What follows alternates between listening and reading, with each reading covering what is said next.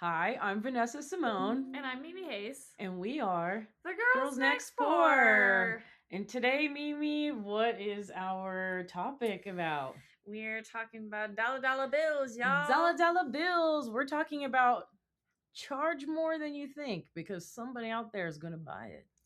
Yes, sticking to your guns Knowing your worth as an artist, all of the above. and when to raise your rates. Mm-hmm. When to do that, how to do that. Mm-hmm. So let's talk about what do you charge people money for? Yeah. What are you doing?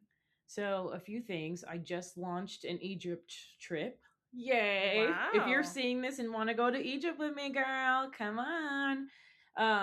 And then I also work as a content creator, so I charge for basically UGC, which is user generated content. So content that I make but I don't post on my feed. I charge for photography, I charge for um making videos or things that go posted on my page. And those are my main things right now. I'm Yeah. forgetting a few things, but that's what I charge for Yes. right now. Yes. For moi, Mm-hmm. I charge as a writing coach. Mimi Um, Hayes, writing with Mimi. Writing with Mimi. So I am a coach. So I offer coaching packages. That also includes me looking at your writing and giving you Yeah, feedback. that's really good. And that is a separate rate from the coaching. And you can put them together, which is what most of my clients do, to get the coaching elements and to get the feedback. Mm-hmm. And I've been raising them as I go. Mm-hmm. I used to charge like absolutely nothing. I'm just She like, was I'll do giving it for free free. courses, y'all. Free. I'll do it for no money. And I charge as a public speaker, Mm-hmm. and I do keynotes, and I do workshops, Mm-hmm. and I do comedy shows And retreats. and retreats. And so there's a lot of ways for me to make money through my business as a speaker and a coach. But it's been hard. It's been really Mm-hmm. hard to that first time you like get ballsy and say a certain number and someone shoots you down. It's like Mm-hmm. really hard.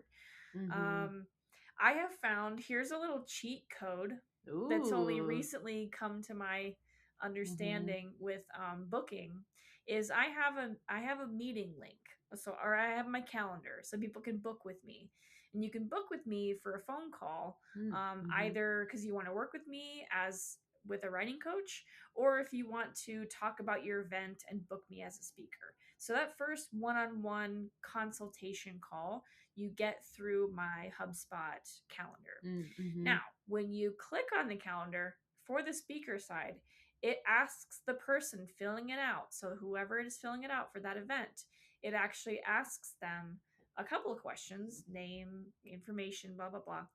What city you're in, when is your event, but also one of the questions there is estimated budget. Oh, that's good. Mm-hmm. And so I can already see what they might say, Mm-hmm. and I can obviously I'm going to push back on it if I feel like it's pretty low. Right. But I know that going into it, because there's always this kind of, do you ever get this like kind of dance where they're like, how much do you charge? And they're like, how much is your budget? And they're like, but how much do you charge? I'm like, but how much is Mm-hmm. your Your budget? budget. It just goes like back and forth, Mm-hmm. because I don't want to say a number that's too high that you were like, well, that's out of our budget. Sorry, Yeah. bye. And they literally And like then they hang up shut you on you, down. which doesn't happen. Like, I want to Mm-hmm. be clear that like doesn't happen. But what often happens is you can say a number and they'll go, well, that's a bit out of our budget. And then you can start to play around with it and say, how close can we get to that number? Would you pay for a hotel? Would like sometimes they'll give you travel Mm-hmm. expenses if you're a speaker. If they can't do something else, they'll do like right now I have $1,000 honorarium plus flight, hotel, pickup at the airport, and food. Mm-hmm. Now all that together, that's probably more, Like 2 grand, at 2,200. least Yeah. with flights and everything. Like Depending on where. there's a Mm-hmm. couple $100 there for flights depending on where you're going. Ubers can be expensive and all these different things, so it does kind of like even out. And I'm getting that king bed. Don't get it twisted. I'm booking that hotel. I'm getting the king size bed, okay? It actually says that in the contract. Mm. It says like, you know, Mimi will book either a king or a like double hotel room, Mhm. and I'm like, yes. Mhm. Because there's nothing like somebody paying for you to stay in a Yeah. king size bed. Mhm. I think that's luxury to me. It is, look. It Maybe is. I'm just I broke, have a but king size bed right now, girl. That's what I sleep on daily. I'm booking a king too. Shoot. Okay. We each have our things that are luxury. If a king doesn't matter to you, get the twin. yeah, don't matter. No, but yeah. Hmm. So when you're getting your trip ready, what's going through your head when you're coming up with that number? Hmm. So when I'm, for instance, this past time, I look at, okay, how many reels do I have to make, or how many TikTok videos?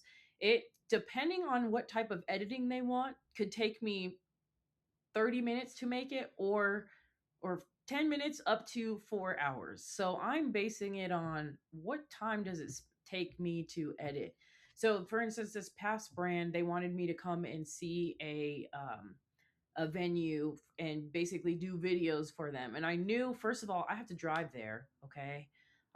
So driving there is going to take me about half an hour. So an hour total. Then it'll probably take an hour to film because I'm filming it. Then on top of that, so we're at 3 hours. So then when I get home, I have to then edit. And it was also a turnaround of like 2 days. So I added a rush fee. So I take into account every hour and then also the type of deliverable. And I also take into account the if they ask for a change fee. So like sometimes you send them a piece of content, a brand, a piece of content, and they think, oh no, we don't like this. So you're gonna have to redo this. So I also have fees for if you make me redo the content or switch it up or whatever, because that takes more time. So it varies based off of it definitely varies based off of the type of content and the type of brand. And it's very interesting because I think in the artists and creative spaces, people don't talk about the numbers. And I Mm, still am kind of like lowballing. So the reason why, like, I charged 500, I think, for that post, because, or 600, it was 500 for the reel and then 100 for the rush fee. So that was because I had to literally go there the next day, do it. They also didn't want me just talking to the camera about it. They wanted me to do shots. And so that's what I charged, which some people think is low, but because on the creative side, or like if you're in social media, you have to take into account engagement, you have to take into account followership. And I don't have the best engagement right now, so that's honestly like a lower price. But there are creators who have way higher engagement and better engagement, so they can charge more. Now, if this were to be like a UGC where I'm not posting it on my feed, then it would still be pretty similar because I still have to do those shots and everything. But another thing that we as creators have to look at is the rights, because they have the rights to the video that I created for, I think, like 6 months or so. I actually, it's way less than that. I can't remember. But you also have to look at the rights, so in the usage, because let's say I make it's called user generated content, UGC, and it goes for they want it for the rest of all lifetime. That's a huge fee for me, because that mm. means for the rest of my life. That's like royalties. It is, Like, exactly, it's royalties. It's the same thing, but we have that on the creator side. So depending on how long it is, and because you never know, what if that video takes off for this brand and you just did it for like $5. exactly, that is money that you're missing out on. I So wouldn't even sometimes know people, what to do with that. yeah, so sometimes people also do literally royalties. So you get paid per view. So, oh, for every 1,000 of views, I charge X amount. And then there's also whitelisting, which is another thing. So there's a lot of factors that go into charging on the social media side. I'm still learning when it comes to, because I haven't done as much on the acting and the producing and that side. But on the social media side, that's a bit like how that works. But it's taking into account everything. And the beautiful thing is, in this day and age, because you have more resources, you can almost make your own you can make your own rate sheets, your own media kit, so that you always remember. Yeah, I have that Mhm. broken down for myself too, but I have Mhm. to remind myself because when someone just asks me, I kind of like panic. I'm like, I don't know, like, Yeah. but I Mhm. have like the grid of what things cost Mhm. that I actually make in after I have the consultation meeting. Mhm. I will then do a writing plan, and that I do feel like I could even charge for that. Oh, I do absolutely. Yeah, make a you could writing charge for plan. that. Yeah. It doesn't actually take that much time. That's the thing, is And it's that's just the kind of beauty of it is template. cuz you can charge for that though because even if it is a template, you can charge for it. But even then it's like knowing your I know everybody says knowing your worth, knowing your worth, knowing your worth, but think about the time that you spend at your job or anything. You are paid for your time, right? And so it's the same concept here. If somebody wants your art, like they need to pay for it. And that's Yeah. how we get from the starving artist to the actual person who makes money. And it is, I mean, we're not going to sugarcoat it. It's very, very difficult when you're starting out as a creative because you're not making money. Um, and then it also ties into like the amount of reach. I have friends who are small creators, but they are making thousands, like 6,000, $7,000 a month because they are very good at the outreach. And I think that's one thing that as artists we need to be better at is the outreach and asking because we don't know what's out there. So my this friend that I'm talking about, I think she reaches out to probably 200 brands a month.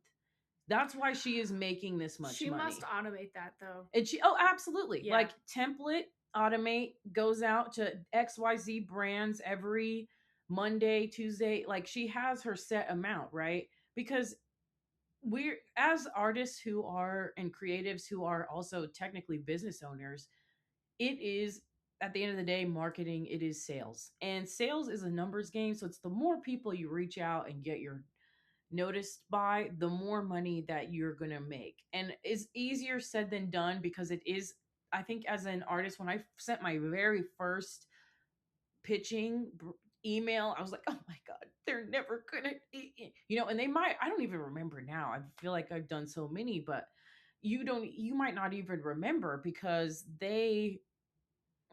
like, oh my God, I lost my train of thought. But you might not even remember because now you've done it more. But in the moment, it's very scary because you're putting yourself out there, but it's almost like a muscle that you have to move where you just automate, send it, send it, send it. And so one thing I've done is curate a list of every brand that I want to work with, especially for 2026 as we go into 2026. Every brand that I want to work with, I'm going to put them on a schedule. Hey, I would love to work with you. Here are my credentials, blah, blah, blah, blah, blah. Mm-hmm. Because you don't get what you don't ask for. And it's a part Yeah. of rejection therapy too, because like, I mean, it's hard. I'm not going to lie. It's hard when you get no, no, no, no, no, no, no, no. And, but they say for every 10 asks, you get maybe 2 or 3 yeses. Oh, that's So you have high. to think, yeah, that actually is pretty high. So you want to think about more of like one yes per every 10. So if you reach out to, 200, that's 20. Mm-hmm. So it's definitely a numbers game. And the other thing is I have to start when I'm thinking about pricing is I have to really think about an abundance mindset because there are billions of people in the world, 8 billion, right? That mean there are thousands upon thousands, probably hundreds of thousands of companies that I don't even know about that are existing yet that I haven't reached out to. And we're talking, we have the access to do this globally, right? There's just probably 100,000, I don't know, a million businesses in the United States alone. But when we think about the global scope of how much is out there and how much opportunity there is, we really have to do that. And we have to shift our mindset from our tiny little town or wherever to what is beyond that. And Mm. so that is kind of a little bit how I look at that. And so this year is like reach out to as many people as possible. You might even find brands might end up coming to you, that or opportunities come to you as you reach out to more. Mm-hmm. So it is a numbers game, and that's what you have to think of. It's not a dig on your art. Your art doesn't suck or whatever. You might not have found your people, but also it is a numbers game when it comes to that side of things. Yeah. I would say I'm still very much on the learning curve in terms of Mm-hmm. prices because I also I have some limiting beliefs around what I Mm. do. What are your limiting So beliefs? Shall one of we my, go through these? yes, Okay. please. One of my limiting beliefs is that my main audience is in the nonprofit space as a brain injury Mm. survivor. And so I tell myself, well, nonprofits don't have money or they have very Mm. small budgets, which may be true, but also there are plenty of nonprofits who have decent budgets. It's not like Mm-hmm. all of them are poor. And You know, mm-hmm. So for yours with the nonprofit, because there are people donating to these nonprofits who are wealthy. yeah, So that's they're wealthy, true. and wealthy people have to write something off on their taxes. Why not you be the person that they give their money to Yes. through the charity and be like, hey, sponsor Mimi through this charity so you can write it off on your taxes. So yeah, But that's a I'm good, learning. I'm yeah. learning that Mm-hmm. there's so much I don't know about like how much money these people actually have. So I used to work in public schools. I was a Mm-hmm. teacher. And so I thought there's no way I could talk in schools because schools don't have any money to give me. And when I was working as a teacher, they literally took away our printer paper. They said we couldn't print anymore. They like our printing Mm-hmm. budget got slashed. And so we weren't allowed to print our stuff. So I'm like, they're slashing budgets in schools, and that's still true. But then Mm-hmm. explain this to me. Explain how my speaking coach, Donovan, he just lands like a $20,000 gig with a Mm-hmm. public school. And I'm like, say what? And because he asked me, he was like, do you speak in schools? And I was like, well, I'd be open to, but they don't have any money for me. And he's like, you What sure do you about that? mean? You sure Mm-hmm. about They've that? got money. There's schools that have money that are public, And right? yeah, and like I like have seen his videos. He will like share with us like how he closes the deal, and that's Mm-hmm. really beneficial. Like I saw how he reverse engineered it, right? So he got them to buy into it before they ever talked about money. Mm-hmm. But like a great example too is like one of the gigs that I'm looking at booking me. I know that they hired Josh Blue, who is a Mm-hmm. famous comedian, and they Mm-hmm. brought in Josh Blue. And I'm like, if they brought in Josh That's Blue, blue. They can that was afford you. expensive. And so I can really say a bit more, right, about my Mm-hmm. price. But, I feel this too in terms of my writing retreats. The first year I did it, I think I was at 650 was the rate to come to, which is for accommodations, that covered the cleaning fee for your Mm-hmm. house, food, and anyone who's coming in to teach something at the at the writing Mm-hmm. retreat. Which is actually a pretty decent price. Yes, I would say it's very underpriced. Mm-hmm. Oh, very, So yeah. so we did it the first year. I had I think seven people came that paid. My best friend comes for free. Like she's the one who helps me plan it, so I'm not like taking her money. Mm-hmm. But so we had about seven people the first year. And then this second year I was really struggling because I upped the price by only $100. But I had people who said they were gonna come, who had come the first year, opt out because Mm-hmm. they said because of the price, but there could have been more to it. Yeah. And so I'm like, did I outprice my people? And my people, a lot of them do tend to be brain injury survivors, and some of those people are on fixed income. And Mm-hmm. so that's my limiting belief as well, is that like brain injury people can't pay me a bunch of money. But Mm-hmm. it doesn't mean I can't still stick to my guns and say, well, or I could offer, like, I can offer a discount, but I don't want to do that for like certain people. But like I Mm-hmm. did do a lot of bargaining this year. Yeah, and I then was I was mm-hmm. like I was a hot mess. I was kind of slashing my prices for people because I was like, I need people to come. I was Mm-hmm. very panicked that nobody would come, and so I had the price what it was. But also people said, can I come for half?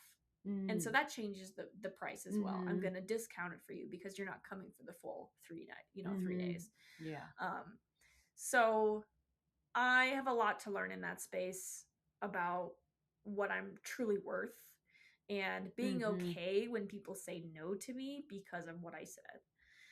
Yeah. And not like coming back down and saying, "Oh, it's fine, just pay me nothing." Here's something too. Ah. Mm-hmm. So my book is now only available through me. So you can't really find it on Amazon anymore. You can't really find it at bookstores unless they're cycling something through from the Mhm. archives. I mean, it's like they take them off the shelf and they're in a Mhm. warehouse, but I have the rest of my copies, and so I'm the only way you can get my book.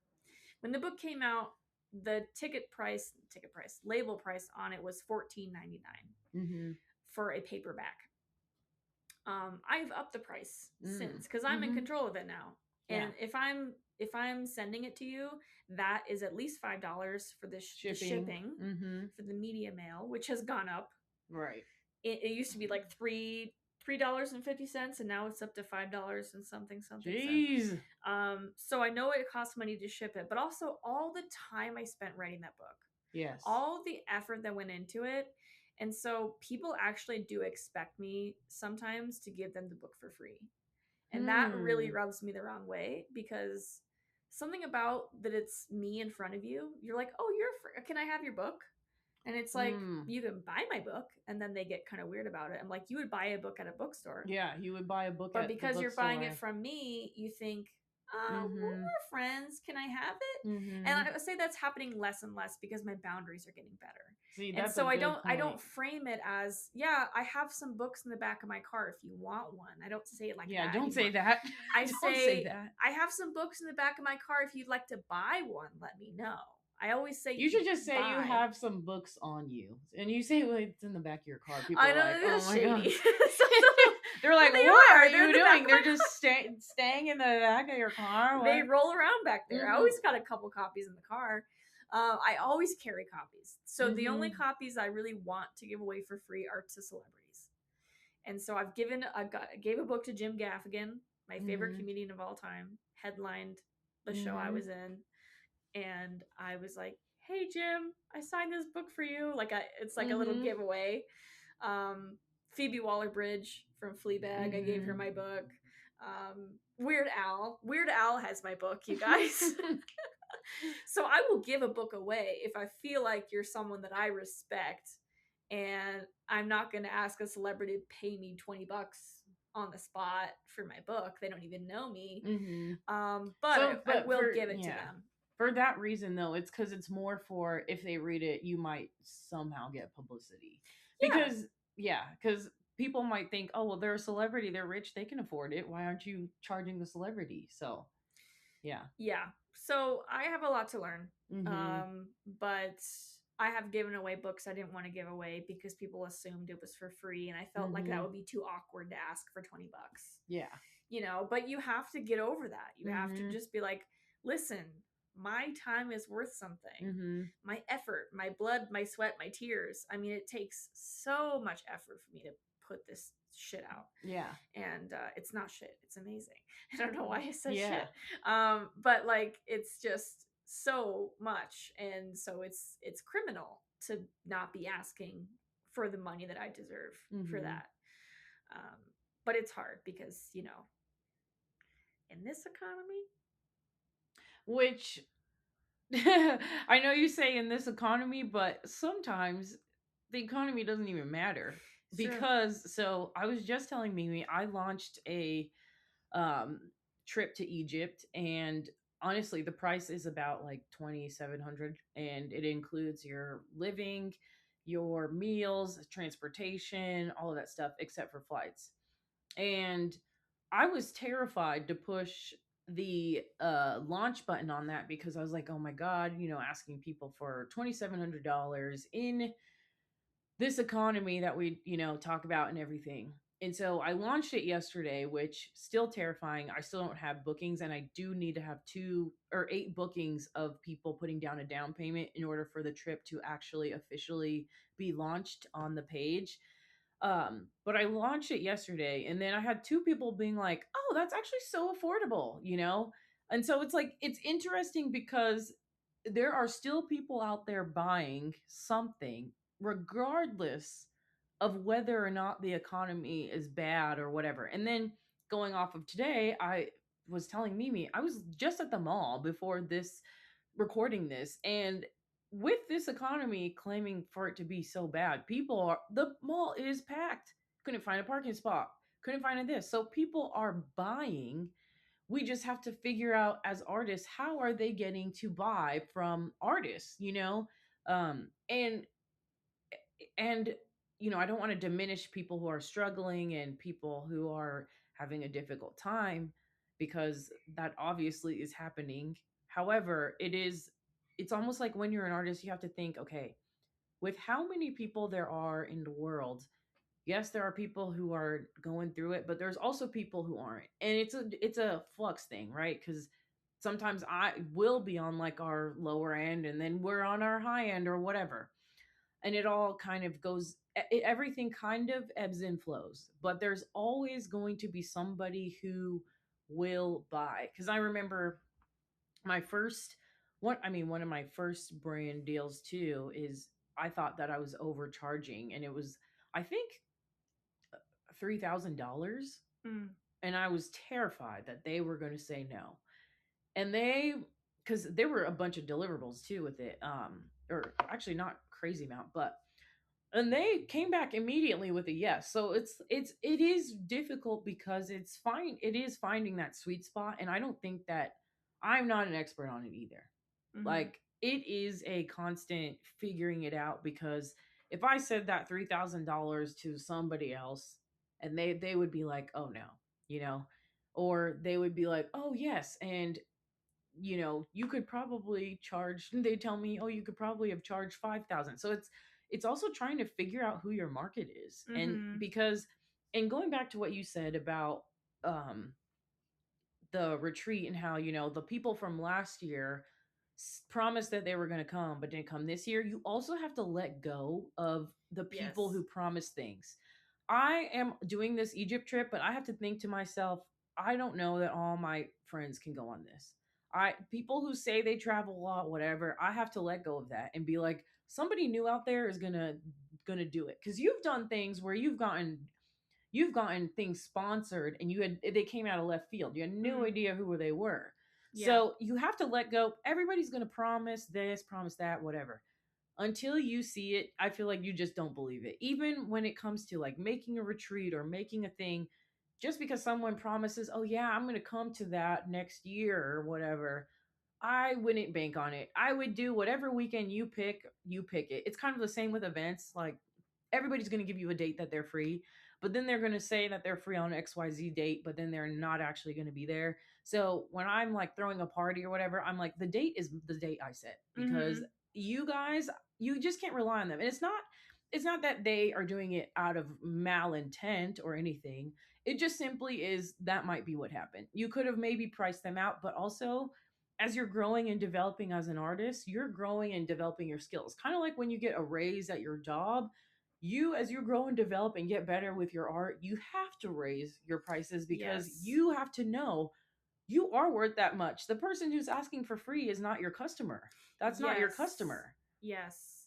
And it's okay to leave certain customers behind. And it's okay. It's okay to outprice people, because also people will pay for things that they think are valuable, and Exactly. they will find the money. And so, Mhm. like, I have seen people not go to my retreat but spend it elsewhere, and like I could get upset about that, or just be like, they thought that was valuable and so they Mhm. decided to spend their money that way. And so, you can't take it personally, which I am so bad at. I take Mhm. everything personally. But you can't take it personally, and you should raise your rates once a year. Mhm. It also creates a immediacy effect, Mhm. that even you could also, this is a little a Jedi mind trick I'm learning from my speaker course. Yeah. But you create urgency and scarcity. And Mhm. so when I say scarcity, I say, I'm only speaking, 12 times this year. I've already booked out 8 slots. So Mhm. I've got four more slots Left. open. Mhm. You don't necessarily want to lie about that, because they Yeah, could you don't like want to find that lie. out. And But you if yeah. you're like, hey, I'm only going to be traveling at this amount, I'm only going to be Mhm. going to your state, your city, whatever, that creates scarcity. And then urgency, you can say, even if it's not true, you can say, I'm about to raise my rates. So I'm in the middle of a price increase. So if you book me the next week, if we confirm and we get a contract, I'll keep you at these rates. And these are your real rates. You could even just say, I'm going to, because you are eventually going to keep raising your rates, but you can say, I'm in the middle of a price increase. I increase my prices once a year.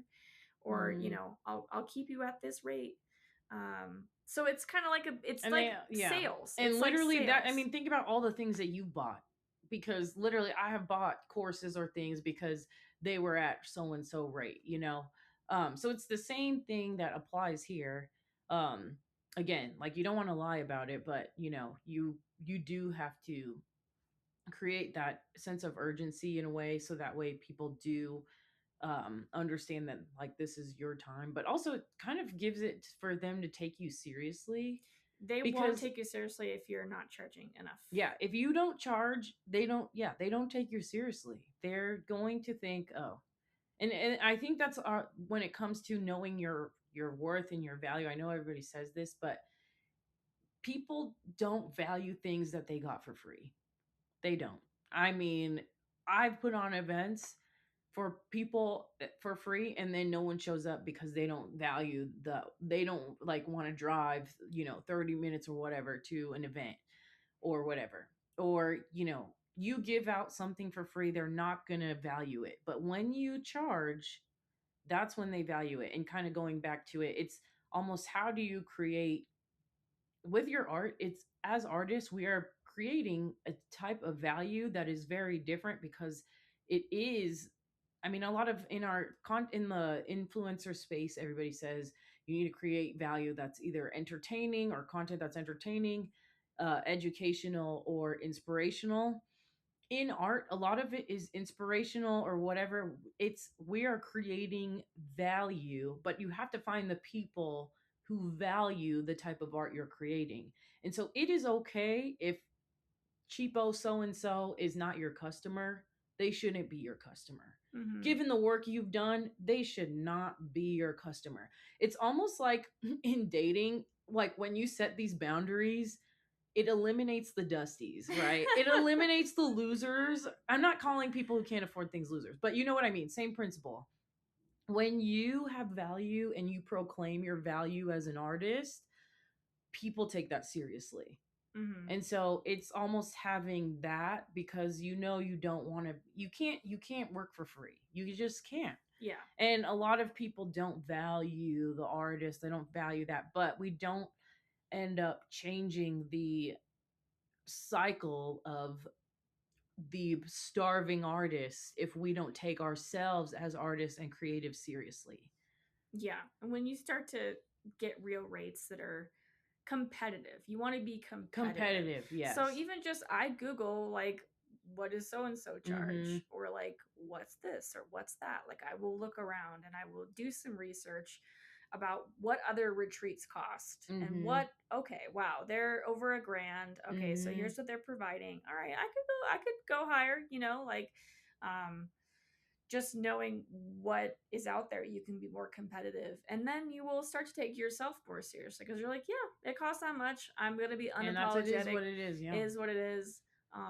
So yeah, if you're looking for coaching courses, come see me. If you need content, come see me. Yeah. I did. Yeah, I forgot. Actually, I don't have anything else. If you want to come to Egypt, that if sounds you want to really go to fun. Egypt, that would be really fun. We would love to have you. We're going to be doing kind of a lot of this there too, is like entrepreneurial, very much how do you get to the next level mindset type stuff. So cool. Yeah. Looking forward to it. Thank you for watching. And we are the Girls Next Door. See you next time. Bye.